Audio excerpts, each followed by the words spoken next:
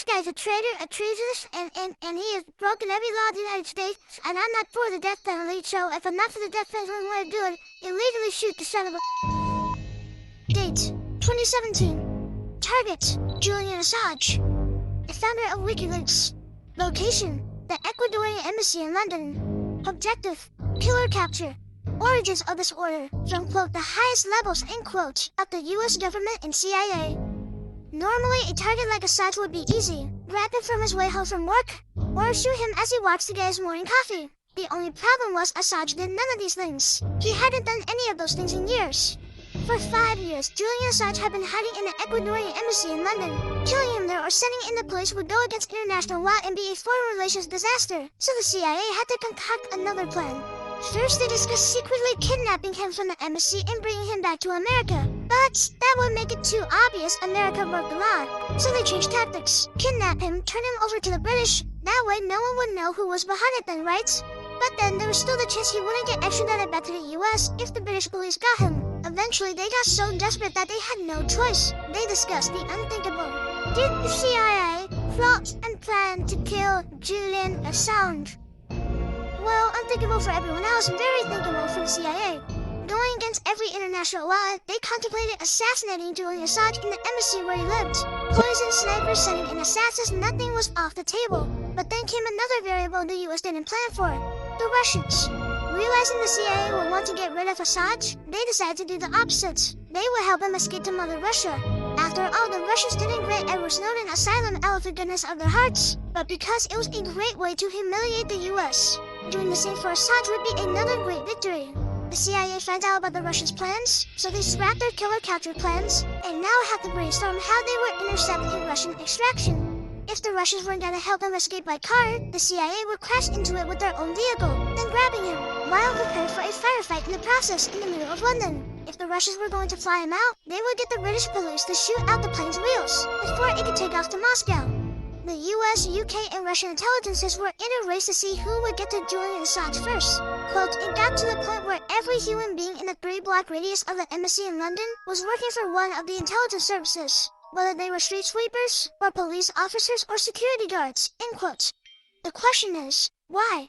Why was this one man so feared by the US government that they were, quote, completely detached from reality, that they were concocting plans to kidnap or assassinate him within a foreign embassy in a foreign country? What does it take to get to the top of the CIA's hit list? I'm only asking for a friend. Julian Assange, arrested in London, London police have arrested WikiLeaks founder Julian Assange. Here you can see that being dragged out of the Ecuadorian embassy live. Even if you're not on a killer capture list and you're not doing anything illegal, having all your browsing history logged and linked to you by your internet provider so it's available to governments and hackers is probably not a good idea. That's where private internet access comes in, or PIA. Private internet access is the world's leading no-log VPN provider. A VPN, or virtual private network, basically reroutes all your internet traffic through VPN servers all over the world. This makes sure your IP address is completely hidden, and it allows for some cool hacks like watching geo-restricted Netflix content. PIA is ridiculously easy to use, has over 30 million downloads with 24/7 live customer support, and it's at an extremely affordable price point. It's recommended in Forbes, PC Magazine, Life Hacker, and more, and it's today's video sponsor. Here's how it works. You sign up and download the PIA app on your phone or laptop. Once you open up the app, you can switch your location to almost anywhere in the world, and boom, you're protected and you can access geo-restricted content on streaming platforms like Netflix. Simply go to a site like unogs.com, search for a movie you want, see what countries it's available in, connect to one of those countries in the VPN, hit refresh, and there you go. And for a limited time, private internet access is giving you guys 2 years plus 30 months free for just $2.08 a month, with a 30-day money-back guarantee, so you have nothing to lose. So protect yourself by pausing the video and clicking the link in the video description below to claim this very affordable offer right now.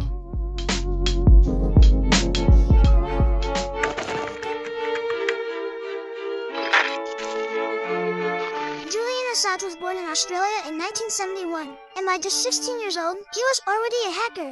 Under the codename Mendax, Assange broke into some pretty huge organizations. What does the Pentagon, the US Department of Defense, NASA, Panasonic, and Lockheed Martin all have in common? They were all hacked by Assange when he was just a teenager.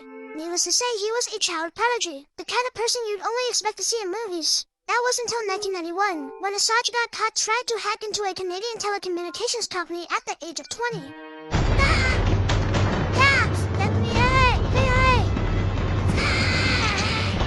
He spent 2 years in jail and was released in 1993 on good behavior, after agreeing to use his skills to help the Australian police.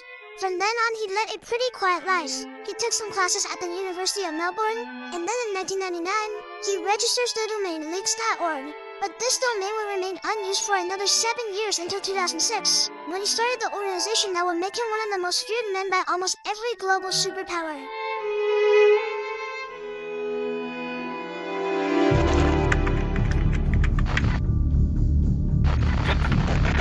WikiLeaks changed the game. When it launched in 2006, it was like nothing the world had ever seen before. Anyone with any important information or proof of classified secrets could submit their data to WikiLeaks anonymously, something that was not very common back then. It worked like a really big Dropbox, but instead of sharing pictures from family holidays, you could share top secret information with the publishers. They would sort through the info, decide if it was important enough to publish, and then they would pass it on to huge news agencies like The Guardian or the New York Times.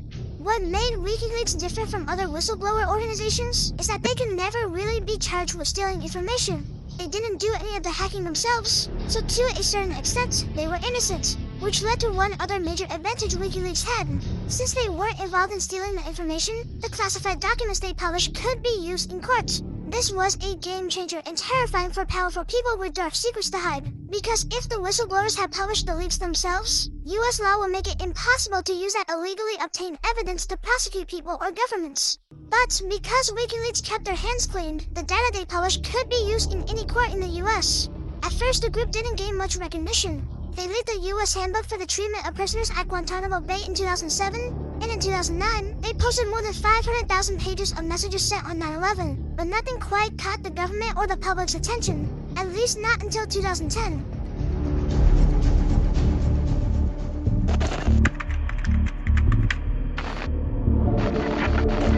In April 2010, WikiLeaks releases this video. It's a simple, low-quality video from an Apache helicopter involved in a Baghdad airstrike on July 12, 2007. Parts of the video unfortunately had to be censored from the YouTube algorithm. It's available uncensored if you want to search for it yourself. This video was an airstrike that killed 18 people. Pretty standard stuff in the US military. What was strange, however, was that for a group of armed insurgents, they seemed to be walking around rather calmly, while a loud, heavily armed, unmistakably Western Apache helicopter was roaming above. But rest assured, the US military promised us that, quote, "There is no question that coalition forces were clearly engaged in combat operations against a hostile force." Blah blah blah, there's nothing to see here. But worders were happy with that answer, so they filed a Freedom of Information Act to request a copy of a video of the engagement, but to no avail. That was until the encrypted footage made its way to WikiLeaks. They decrypted it, titled the video Collateral Murder, published it, and this is what it revealed. These were not enemy insurgents hostile forces that the US military shot up, but two unarmed photographers for the news agency Reuters, Namir Noor Eldin and his driver Sahid Chama. The pilots mistook their cameras for weapons, and a myriad of other casualties that didn't have any weapons or seemed to be hostile at all. The US military just tried to cover up friendly fire on journalists, and almost instantly, the video was spread to every newspaper and online publication around the world. Reports are capturing this one the White House, blasting the release of over 90,000 US military records on the war in Afghanistan. WikiLeaks.org, a whistleblower website, has published what it says are nearly 92,000 official US documents of raw data on the deaths and casualties collected over the past 6 years. The WikiLeaks website released nearly 400,000 secret US files on the Iraq war late today. It was the largest leak of classified US files in history. Everyone came to know the name WikiLeaks and Julian Assange. Everyone, including the US government. And they were not happy. The Pentagon called WikiLeaks a national security threat. The person who leaked the video, Chelsea Manning, got caught, not because of WikiLeaks. She was arrested for leaking the video and thousands of other classified documents to the organization. They tried to block off WikiLeaks' funding, but the organization just moved to Bitcoin. But at the end of the day, they couldn't arrest Assange for publishing the video, since he had no involvement in stealing it. But just a few months after leaking the most embarrassing clip against the US government in recent memory, Julian Assange was accused of a crime. A crime that would conveniently discredit him, discredit WikiLeaks, and discredit any other leaks they would publish in the future.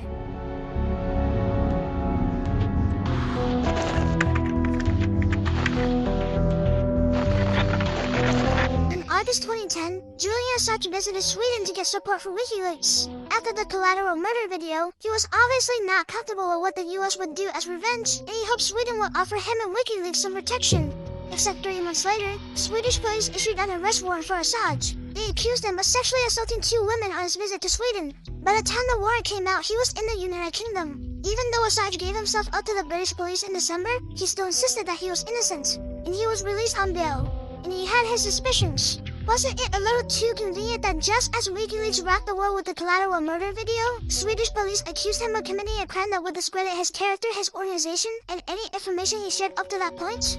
At least that's what Assange believed. He spoke of Sweden's, quote, very poor judicial system, end quote, weakened by external political meddling, careerism, and a culture of, quote, crazed radical feminist ideology, end quote. The only problem with his argument was that Swedish law prohibits extraditions for political crimes, including espionage and for cases eligible for the death penalty, something that Assange was sure the US would work around. With the cards stacked against him, Julian Assange knew that he would have to act quickly to save himself from getting extradited to Sweden. If he was put in jail, in his mind, there was no doubt the US would find a way to extradite him back to the US for whatever crimes they would charge him with soon. And on May 30th, 2012, the Supreme Court ruled Assange would be extradited to Sweden to stand trial for the accusations. The only problem was, no one knew where Assange was. He'd been cut out on bail for the whole trial, but after the Supreme Court ruling, he seemed to have disappeared into thin air. He hadn't left the country, the British government was sure of that, but where could he have gone? No one would find out until it was too late. At the moment, he was at the Ecuadorian embassy in London, negotiating being given asylum by their government.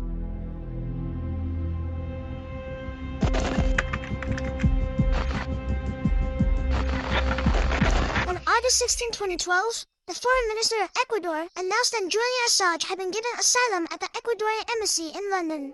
We trust that the United Kingdom will offer as soon as possible the guarantee for the safe passage for this asylum of Mr. Assange, and that they will respect those international agreements that they have signed in the past and that they have always respected. A tiny office in the embassy was converted into a studio with a bed, shower, treadmill, kitchenette, and computer. If he had guests, they'd visit him in his little studio. His lawyers, therapists, and even a personal trainer had to make do with the small space. If he ever stepped foot outside the embassy, British police officers were front and center, ready to arrest him on the spot for skipping bail. And he would stay trapped in that embassy for 5 years before WikiLeaks released their most damaging data dump yet, all at the cost of the US government's dignity.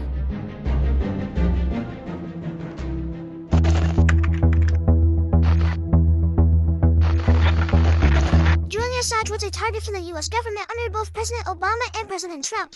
He embarrassed the military, showed them how weak their security was, and on March 7, 2017, he released what they called Vault 7, arguably the most embarrassing data leak in the history of the CIA and the US government. What was in Vault 7? All the internal documentation regarding the CIA's ultra-secret hacking division and its tactics. The guys who were supposed to be the best hackers in the world had apparently been hacked. This breach was not just embarrassing, it took away years of agency pride and dignity. The organization tasked with keeping America's secrets couldn't even stop a leak of their most classified information.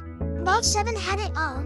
Details on electronic surveillance equipment, cyber warfare weapons, and how they could break into almost every cell phone operating system on the planet. All out in the open for the world to see. Agency officials used to, quote, laugh at that WikiLeaks, end quote, mocking the State Department and the Pentagon for allowing so much material to escape their control. But now, it was their turn. And for the CIA, revenge wasn't even a question. It was the only answer. Their blood was boiling and all they could see was red. An example had to be made, and the main targets? Of course, it was Julian Assange.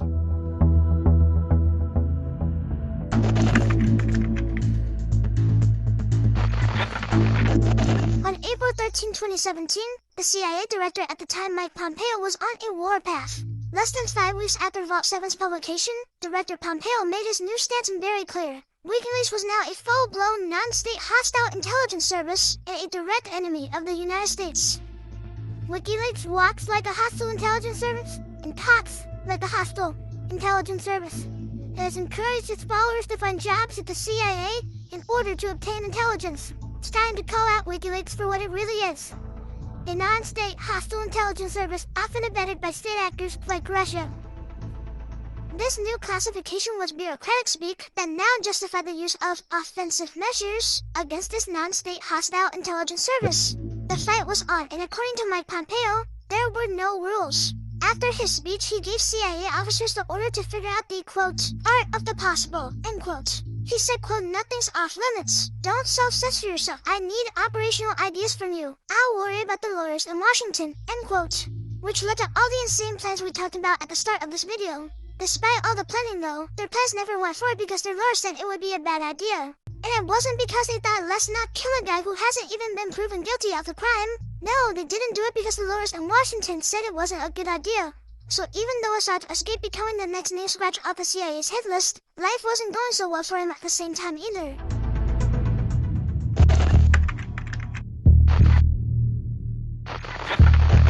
Spending more than 6 years as a guest in someone's house seems like a bit much, so it wasn't totally surprising when the Ecuadorians finally started getting tired of Assange in 2018.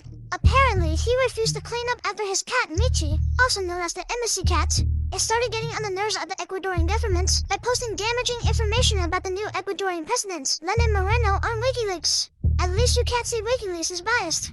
Exposing your host and leaving your cat's poop all over the place doesn't seem like the best way to stay in someone's good graces.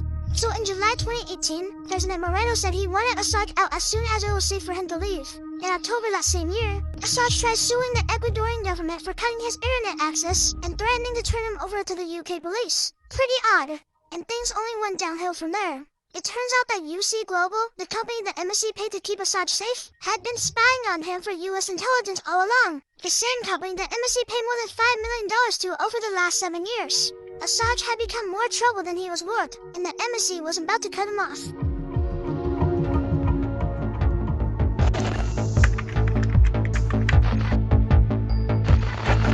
On April 2, 2019, President Lenin Moreno announced Assange was no longer welcome at the embassy. The reason? It had everything to do with Assange violating the terms of his asylum, and had nothing to do with the fact that WikiLeaks had published pictures that linked Moreno to a corruption scandal. Assange had very little time to prepare when 9 days later, the Ecuadorian government invited British police into the embassy to arrest Assange on the basis of skipping bail.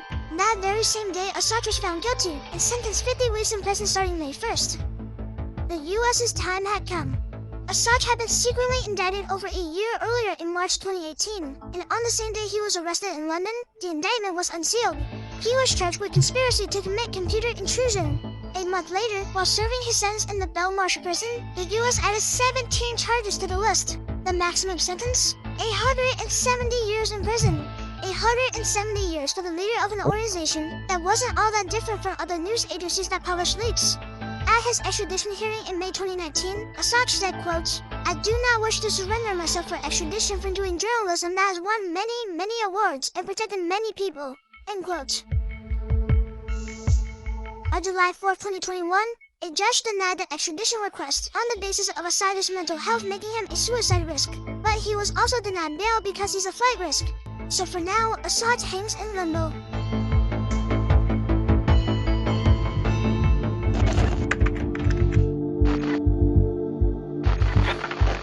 Julian Assange is currently still in Belmarsh prison at the time of recording this video. If he's extradited, he faces solitary confinement in a supermax prison, 170 years in prison for someone who did the same job as most journalists out there. Where I wouldn't be surprised if he met the same fate as our friend whose first name starts with a J and last name starts with an E. Time will tell what the future holds for the whistleblower pioneer. For humiliating both our elected leaders and the media class, Julian Assange's life has been destroyed. What I think he's done is spoken truth to power. That should not be a basis on which you end up in prison. Ultimately, you should come back to this country to face trial. I think he should be punished. When China demands the extradition of a Canadian journalist, what happens when Saudi Arabia does the same thing about someone living in Argentina? We are setting a precedent right now that we are going to live with for the next 100 years.